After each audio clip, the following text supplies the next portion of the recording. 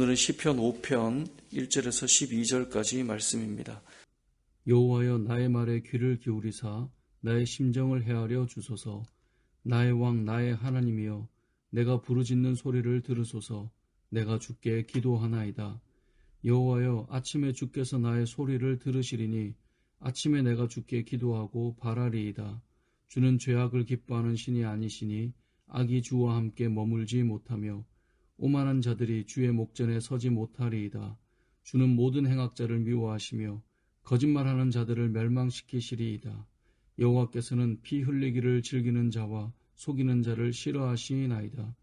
오직 나는 주의 풍성한 사랑을 힘입어 주의 집에 들어가 주를 경외함으로 성전을 향하여 예배하리이다. 여호와여 나의 원수들로 말미암아 주의 의로 나를 인도하시고 주의 길을 내 목전에 곧게 하소서. 그들의 입에 신실함이 없고 그들의 심중이 심히 악하며 그들의 목구멍은 열린 무덤 같고 그들의 혀로는 아첨하나이다. 하나님이여 그들을 정죄하사 자기 꾀에 빠지게 하시고 그 많은 허물로 말미암아 그들을 쫓아내소서. 그들이 주를 배역함이니이다. 그러나 주께 피하는 모든 사람은 다 기뻐하며 주의 보호로 말미암아 영원히 기뻐 외치고 주의 이름을 사랑하는 자들은 주를 즐거워하리이다. 여호와여 주는 의인에게 복을 주시고 방패로 함같이 은혜로 그를 호위하시리이다. 아멘. 사람이 살아가다 보면 억울한 일을 당할 때가 있습니다. 그럴 때는 이제 그 억울한 마음을 누군가에게 내 마음은 그게 아니었어. 그 심정을 토로할 때가 있죠. 이 다윗 같은 경우도 그랬던 것 같습니다. 사실 다윗은 왕이 되기 전부터 이 피난 생활을 참 오래 했고 그 피난기 때 많은 사람들이 다윗에게 이렇게 붙어서 따라다녔던 사람들이 있었습니다. 또 그러면서 한 사람 한 사람 세워진 자들이 나중에 또 다윗이 왕이 되었을 때 곁에서 지켜주는 사람들이 되었기 때문에 사실 다윗 곁에는 많은 사람들이 있었거든요. 그런데도 다윗이 자신의 심정을 하나님 앞에 토로했다는 것은 사실 옆에 있는 사람이 내 마음을 다 알 수 있느냐? 그렇지는 못하다라는 거예요. 우리가 신앙생활을 하면서 좋은 믿음의 동력자들을 만나고 좋은 이 친구와 같은 사람을 만나고 이것저것 나눌 사람이 많이 있다 해도 사실 내 마음을 온전히 알아줄 수 있는 사람이 있느냐? 그렇지는 못하다는 거예요. 다윗도 그랬습니다. 그래서 오늘 본문에도 다윗을 보면 그가 참 주변에 그를 돕는 자, 또 때로는 아들이 반역을 할 때도 그 곁에 서서 그들의 생명까지 아끼지 않고 함께 걸어가 주었던 그런 사람들이 있었지만 그의 마음을 다 알지 못했기 때문에 그는 5장 1절에 보면 5편 1절에 보면 여호와의 나의 말에 귀를 기울이사 나의 심정을 헤아려 주소서라고 되어 있습니다. 내 심정을 좀 헤아려 주십시오. 하나님 이 마음을 누가 알겠습니까? 지금 그 마음으로 하나님 앞에 나아가서 기도하고 있다라는 것을 보여줍니다. 시편을 보면 이 다윗뿐만 아니라 이 시인들은 그 어려움들을 다 노래하고 있는데 이 어려움 시인들이 겪는 시편의 저자들이 겪는 고통의 거의 대부분은 누구 때문일까요? 사람 때문이라고 나옵니다. 그러니까 우리가 사실 살아가면서 겪는 대부분의 아픔은 이 사람들로 인해서 겪는 어려움들일 것입니다. 그리고 참 좋은 것 같은 그런 좋은 사람 같다가도 우리의 마음을 힘들게 하는, 그래서 가까이 있는 사람 때문에 오히려 우리가 마음이 힘들어질 때가 많잖아요. 다윗은 오늘 본문에서 사람으로 인해 겪는 그 심정을 하나님 앞에 가지고 나아갔습니다. 그렇게 본다면 우리도 마찬가지 아니겠습니까?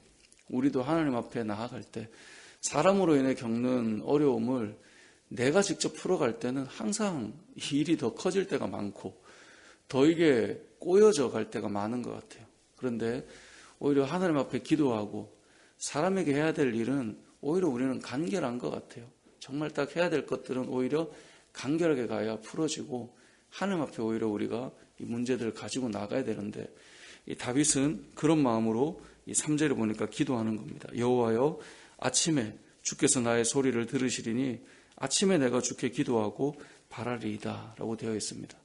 여기 아침에라고 하는 히브리어 단어는 이제 보케르라고 하는 단어인데요. 이 보케르라고 하는 단어가 뭐냐면 밤이 이제 끝나고 낮이 시작되는 이제 빛이 들어오는 때를 보케르라고 말합니다. 그러니까 우리가 뭐 아침 이러면 아침이 언제부터냐 이렇게 고민할 수 있잖아요. 이 히브리인들의 보케르의 개념은 이제 밤이 끝나고 어두움이 끝나고 이제 빛이 들어오면서 어둠을 몰아내는 그 시간부터를 보케르로 보거든요. 그 언제일까요? 보통 새벽이라고 생각하시면 좋습니다. 그리고 영적인 의미도 덮여있던 어두움을 무너뜨리고 새롭게 시작한다라고 하는 영적인 의미가 담겨 있는 게 보케르예요. 그래서 우리가 히브리인들이 인사하는 인사를 흔히 샬롬이라고 많이 하잖아요. 근데 이제 아침 인사가 뭐냐면 이 보케르라고 하는 단어를 써서 우리 창세기 1장에 보면 하나님이 선하시다 할 때 이 선하다 좋다가 토브였잖아요. 그래서 아침 인사를 보케르 토브 이렇게 히브리인들이 인사하거든요. 뭐 샬롬은 언제든지 갈 때도 만날 때도 다 쓸 수 있으니까 쓰는 말이지만 아침에 보케르 토브 이 말은 어두움들이 다 물러가고 새롭게 시작하는 그 의미가 담겨 있는 이제 굿모닝과 같지만 좀 더 영적인 의미가 담겨 있는 인사이기도 합니다. 그러니까 여기 나오는 새벽이 시작할 때, 아침이 시작될 때, 새롭게 해가 뜨기 시작할 때 하나님 앞에 제일 먼저 달려와서 기도한다는 의미를 가지고 있는데요. 기도한다는 단어가 2절에 보면 나의 왕 나의 하나님이여 내가 부르짖는 소리를 들으소서 내가 주께 뭐하죠? 기도하나이다 돼 있죠. 3절에도 보면 여호와여 아침에 주께서 나의 소리를 들으시리니 아침에 내가 주께 뭐하죠? 기도하고 바라리이다. 근데 이 기도한다라는 우리말은 둘 다 똑같이 기도한다인데 히브리어는 좀 달라요. 히브리어에서 2절에서는 팔랄이라고 하는 단어를 써요. 이건 우리가 흔히 말하는 기도한다는 의미예요. 근데 3절에서 기도한다라고 하는 히브리어는 아라크라고 하는 단어를 썼어요. 이게 좀 달라요. 아라크라는 말은 뭐냐면 뭔가를 배열한다, 정돈한다 이런 말인데요. 이게 어디에 쓰였냐면 창세기 22장에 보면 아브라함 이삭을 제물로 바치잖아요. 제물로 바칠 때 단을 쌓고 나무를 버려놓는다라는 단어를 써요. 그게 이제 아라크예요.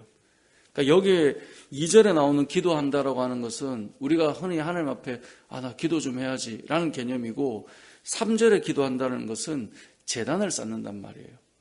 그래서 이 히브리어 자체 단어를 다르게 쓰고 있거든요. 그럼 왜 아침에 시작할 때, 새벽에 시작할 때 이 아라크라고 하는 단어를 썼느냐? 이건 우리가 요즘에도 많이 쓰는 뭐 신약 이후에 우리가 제단을 쌓지는 않지만 흔히 그런 말 쓰죠. 새벽 제단을 쌓는다. 왜 집에서 기도할 수 있잖아요. 뭐 기도하는 게 뭐가 문제가 되겠습니까? 그럼에도 불구하고 이 추운 겨울에 이 칼바람을 맞으며 교회로 걸어와서 기도할 때 이건 예배의 개념을 가지고 있잖아요.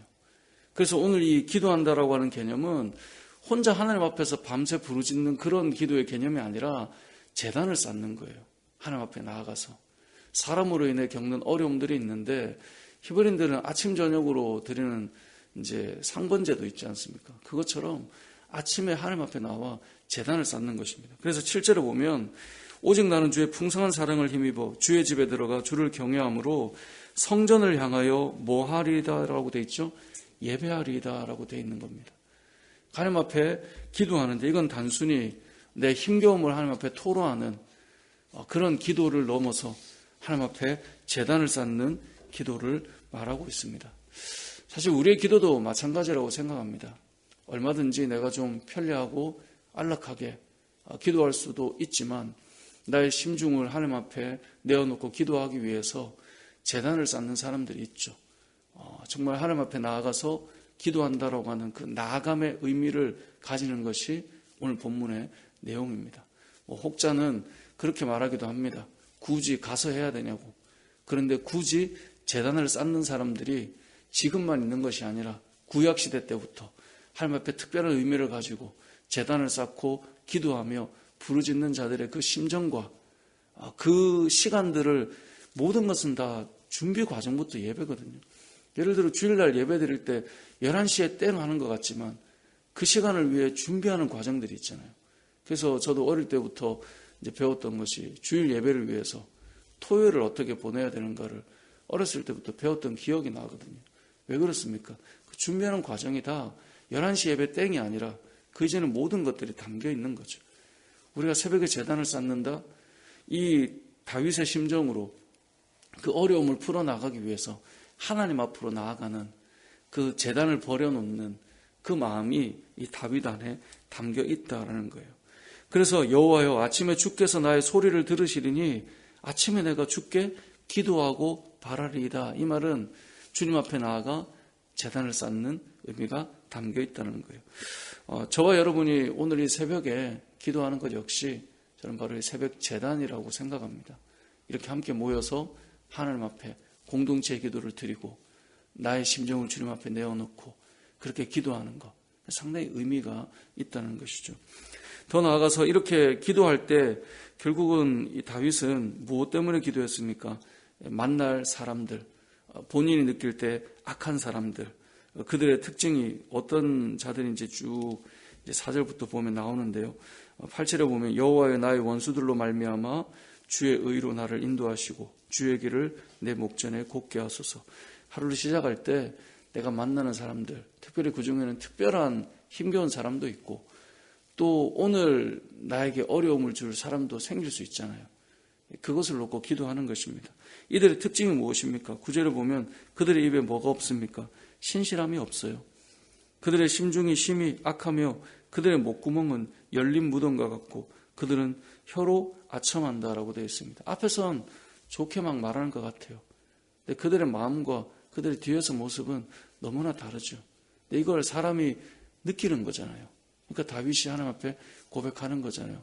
앞에서는 좋은 것처럼 이야기하지만 앞에서는 뭔가 도울 것처럼 이야기하지만 사실은 그렇지 않으면 느껴지기 때문에 그것 때문에 오늘 하루도 하나님 앞에서 기도하지 않고는 그 사람을 만나고 그 시간을 보내는 것이 너무나 힘겹기 때문에 기도하는 것입니다. 자, 그렇게 기도할 때 하나님께서 어떤 은혜를 주시는가? 11절, 12절을 읽고 말씀을 맺겠습니다. 시작.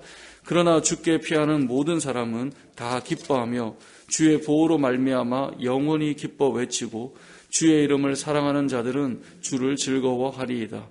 여호와여 주는 의인에게 복을 주시고 방패로 함같이 은혜로 그를 호위하시리이다. 아멘. 결국은 주님 앞에 나아간 자는 하나님 주시는 기쁨을 누리고 즐거워하며 그 가운데 하나님을 찬양하는 그 기쁨의 외침이 있다는 것이고요.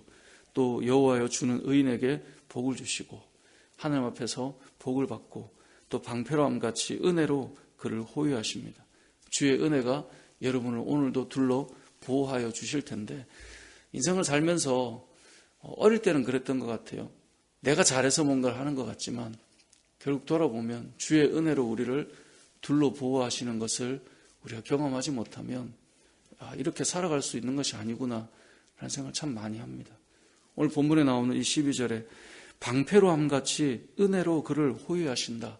이것이 오늘 우리의 삶이 되고 여러분의 자녀들의 삶이 되고 우리 오늘 하루를 살아갈 성도인들의 삶이 되어서 주의 은혜가 방패와 같이 둘러 보호하고 호위하는 은혜가 우리에게 임하기를 주님의 이름으로 축복합니다.